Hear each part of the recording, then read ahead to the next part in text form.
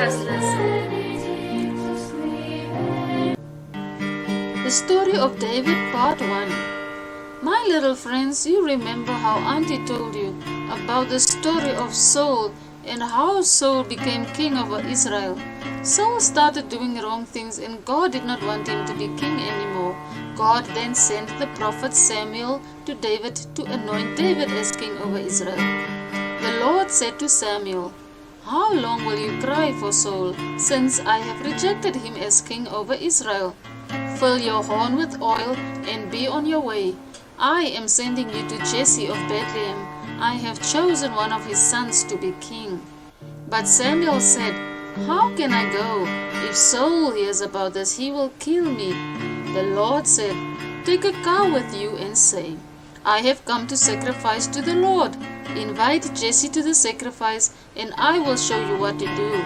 You are to anoint for me the one I show you."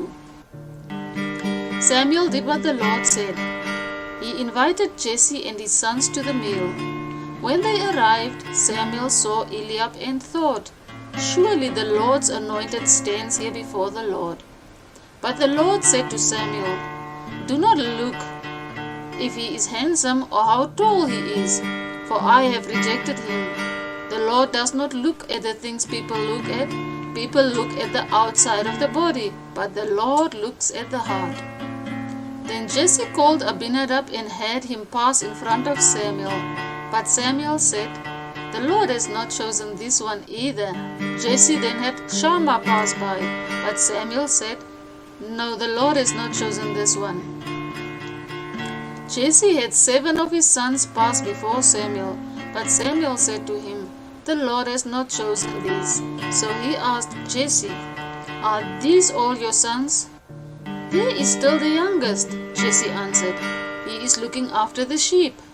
Samuel said, "Send for him. We will not eat until he arrives." So he sent for him and had him brought in. He was very handsome. Then the Lord said, "Rise and anoint him. This is the one." So Samuel took the horn of oil and anointed him in the presence of his brothers. And from that day on, the Spirit of the Lord came powerfully upon David. Samuel then went back home. Now the Spirit of the Lord had gone away from Saul, and an evil spirit was tormenting him. Saul's people said to him, "See, an evil spirit is tormenting you.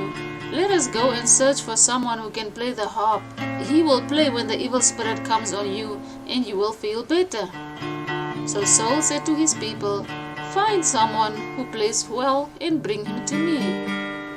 One of the servants answered, "I have seen a son of Jesse of Bethlehem who knows how to play the harp.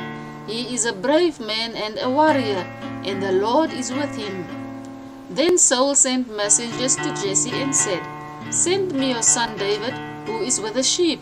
So Jesse took a donkey, loaded it with bread, a skin of wine, and a young goat, and sent them with his son David to Saul.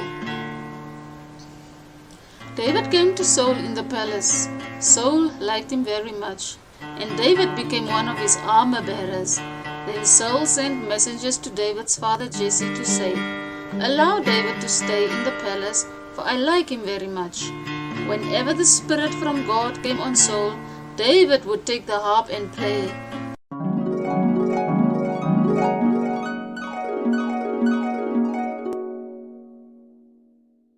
Then Saul would feel better, and the evil spirit would leave him.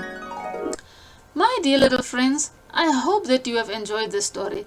You see how God went away from Saul because Saul started doing wrong things and did not obey God anymore.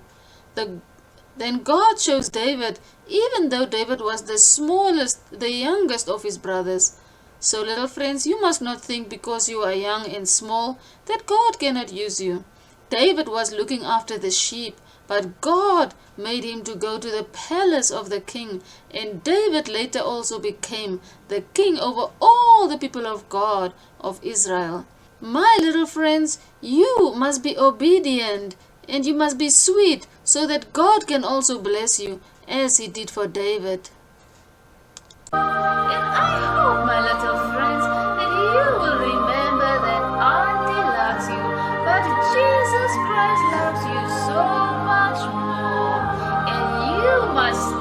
safe